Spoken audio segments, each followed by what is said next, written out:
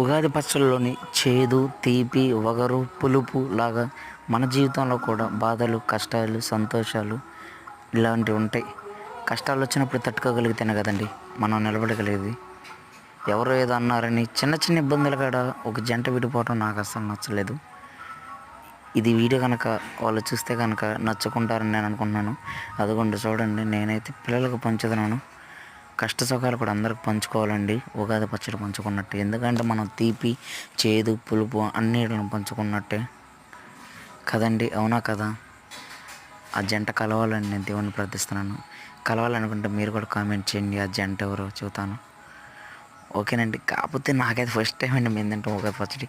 చాలా పుల్లగా, తీపిగా, కారంగా, ఆ వేప పువ్వు నమిలినప్పుడు నోరంతా చేదుగా అయిపోయిందండి.